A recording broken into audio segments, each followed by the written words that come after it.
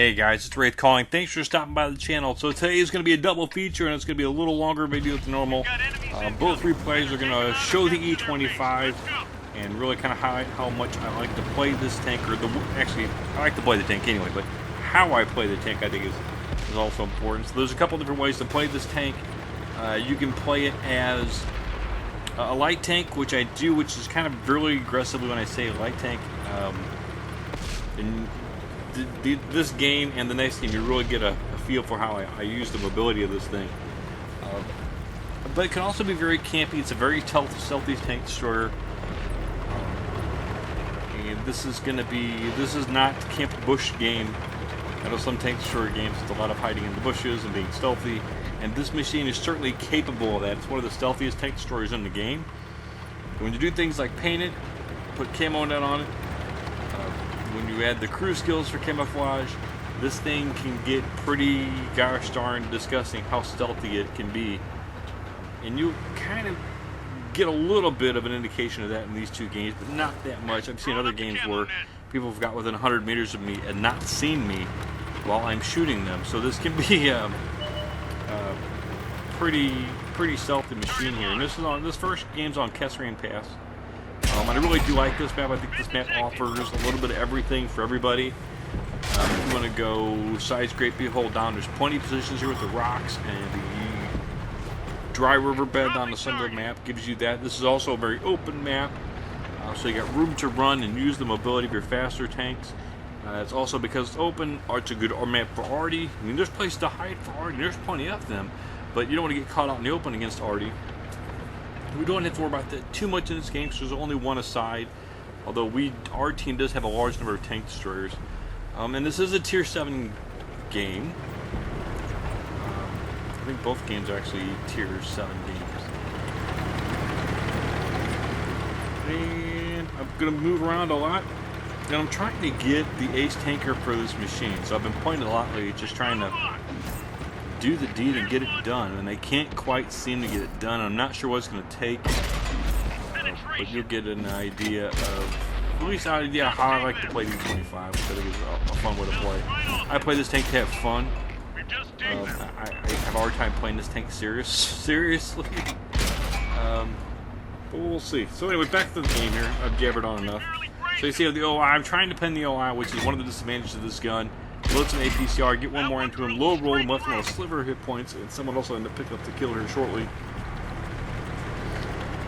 This gun does not have a lot of pen, so I keep more APCR ammo than normal because you can get into tier 9 games. It does not have premium matchmaking, so you can't find yourself in trouble. And I come back here to help the challenge with the Electro. Not that he really needed the help, but Blair, and I found out I'm glad I helped him because he's going to help me out later on in a big way. And so we're kind of, I don't know, random teammates kind of working well together for a little while here between me and this British tier 7 tank destroyer. And you'll see the other replay also, there's another me and a random player also as a platoon mate work well together. And you'll see this Panther here. Now this thing is very low machine. It's a tiny little machine. And this crap Panther is going to be interesting engagement. I come over the hill, put one into him. He doesn't even blink, turn around to shoot. He already snaps a shot at me. Kind of surprised how accurate that was. I push on the archer because I'm going this way. I don't plan on stopping anytime soon. 1, 2, put another hit into him, and here comes the crap Panther. Ooh, he just barely misses me, putting shots into me. Well, he did hit me, but he didn't hit me very hard. So I'm trying to get away from the crap Panther. I've got help coming. There's the British tank destroyer. There's the SU-122-44, and I'm just running away. He runs at me, trying to ram me. I back up, hit him one, and I think the SU-122 got him. But that was a little, got myself in the trouble. So now I got side shots on the Tigers. If you don't know, side of the Tiger, underneath the turret's where they keep the ammo. And once you hit there and know how to hit them there, you can actually almost pre-plan your ammo racks on Tigers. It can happen that often. So I'm just trying to get some shots here, trying to be a little stealthier. Equipment I run on E25 is I run camo net. You see here, this Nash one does not even see me shooting him. I run Camo Net, I run Bents, and I run Rammer. Why not add a little bit to the rate of fire? And hop over this hill. I love these ridges. I love this map on light tank, so I'm playing a little aggressively here. It's a big open map. I can play it aggressively. There's the knight. Now this guy's. I was really thinking he's going to be trouble. If he gets close enough to me, he can just run circles around me. But unfortunately, he does it himself. And I'm okay with it. I don't know where the fight bus is going, but the bad guys are this way. So I'm pushing back this way. Looking over, there's a tank destroyer there. There's heavy tank in the trench. Trying to find a way. Still an even up game here. This is not a foregone conclusion that we're going to win, but I put one through his lower plate. Even if the angle only hits me, I repair it right away because I don't know where everybody else is at. I'll take one on the track. I count myself lucky the Oni didn't get me a square on shot. He could have probably killed me outright right there, depending on what gun he's got. I'm going to run back here, pull a little distance, use the mobility to your advantage on this thing. Take a couple shots, move to a new position, and take a few more shots. You don't want to make a stand-up fight in this machine unless you know you can out-DPM the enemy. And even then you got to be cautious. I'm popping along, get a little airborne. I'm not going to worry about him. He starts chasing me though. That's another. I don't know if it's E25 or not. I don't remember what it was behind me. But I'm making a run for it. I know there's a heavy down here. Friendly heavy. He's coming back toward me, so I'm going to duck right past him. Let him scrape off the guy behind me. And come right up here. Here's the 131. I'm going to start putting shots on the 131 at point blank range. Yep. Look how many shots I get into before he turns around. I don't know why he fires there or who he's firing at. I dropped that one into the ground. Can't get one more off him. I'm not going to sit here and let him shoot me. I'm moving.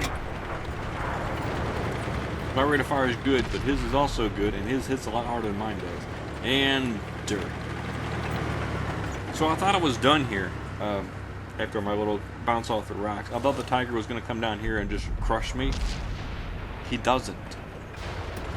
Kind of surprised by that. So, sure, I'll back up. I'll make another pass at him. Why not? He's still taking fire. I know he's up here. I know there's at least one other heavy up here as well. Push back up here. I see the Tiger turn, snap one into him, finish him off. He also do the APCR loader because he's a pretty decent armored target, and the ONE is also a very good armored target. I need a little extra bend of penetration. Finish off the ONE, and that's game. So that's the end of the first game.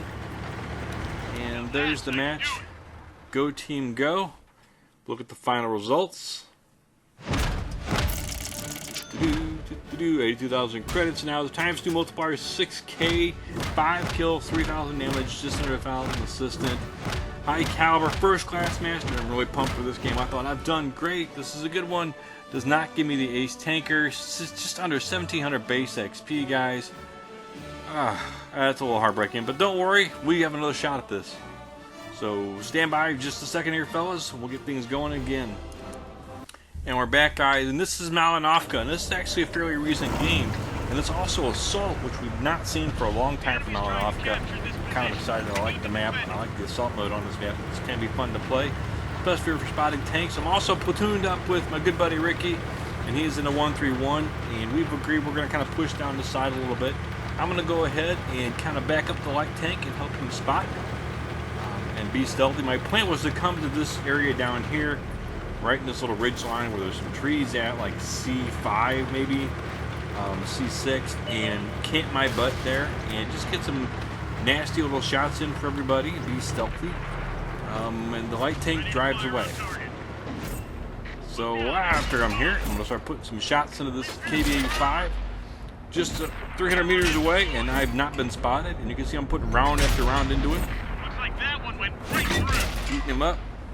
I'm trying to pin him in place so I can keep shooting him some more, but he needs to slide around the corner. Track him again, and knocking the house off. I still get him, and somebody else gets him. The Comet that's with me. So Ricky's over my shoulder here, firing behind me. The Comet's with him. We're kind of looking for other targets that are over here, and it seems kind of light, the opposition.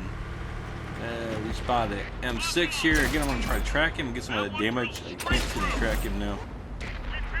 Did that time. He repairs it right away. and I finish off him for my first kill. So now I'm like, well, the light tank's kind of not doing light tank stuff as far as I was concerned, so I'm going to push ahead. That's when I counted as VK3601, what I thought was going to give me issues. I was like, oh no, this is not good. I decided I'm being shot at for a tank that I can't see. I'm going to push, get behind this ridge here. So at least I have some cover from everybody over there shooting at me. Turn around, fire the VK. This is when I realized he's probably not fully upgraded. Again, this is a tier 7 match. VK3601 is a very good tank, but he just can't compete with what I've got going on today. So I finish him off, and I'm on the move again. And I'm going to keep pushing this way. Again, you see the light tank on the map that's on our team is kind of back where I was going to initially set up at, but I'm being aggressive. We haven't really got too much opposition over here. Now I kind of pause here for a second, thinking maybe the light tank's going to come this way. And he doesn't. He kind of sits back there with Ricky and the other heavy that's back there. Well, the Comet's moving up with me. I figure I'll push up, look in this bush, get spotted, move. I don't want to be the source of all the incoming fire, but the only tank spotted. My guys start pouring fire into him again. And I'm alright with that. And I'm trying to be stealthy here a little bit. And I'm not having much luck being stealthy. And I don't know what this guy was thinking. He just kind of stops. That's probably the worst thing he can do in front of a E25. He does knock out my driver, so I have to use my repair kit. Now this becomes important later. Again, I'm getting all the spotting damage from the Comet beating up that other tank. Mini Comet will continue to push this edge. And actually, I'm faster than the Comet, and he's a medium tank. Go figure. Yeah, alright. So we're moving this way. And my goal is to come down here to the road that runs along the river and make my push down here, maybe get behind and get some good juicy spots in. That's when we spot the ARL-44. Tier 7 heavy tank. Why he's back here, I don't know. It's not like he can't get out of here, so I come around here. Well, unless I shoot him. The Comet's got his attention. I don't know why he's ignoring me and just shooting the Comet. I guess over here it's just screwed and we finish him off. And I'll duck back down just a little bit just to kind of, I thought I'd lose my spot, and I thought, no, the Comet's going to pass me up and take my spot, so pushing ahead. Already got 3 kills, 20 pens, 12 assists. I think this is doing alright. This could be the game I get my ace tanker. That would be alright. So I come over here and see, oh look, there's Artie. The heavy tank, no problem. I can gun Artie down. Oh, and all of a sudden I'm lighting all kinds of stuff up. My God, this ain't good. Put a shot and finish. Artie start backing up. E25 hits my driver. Now, without a driver, this thing is gonna be bad. And I'm like, ah. I thought I was doomed to die. Really kind of screwed myself there. Repaired my tracks. I need to keep going. Oh. Just dodged when the Comet comes in. Saves me. Thank you, Comet. My hero. Come back down. I'm still getting shot at. They're trying to finish me off. Rightly so. Weak tank. Little help. I think I'm safe here. I turn.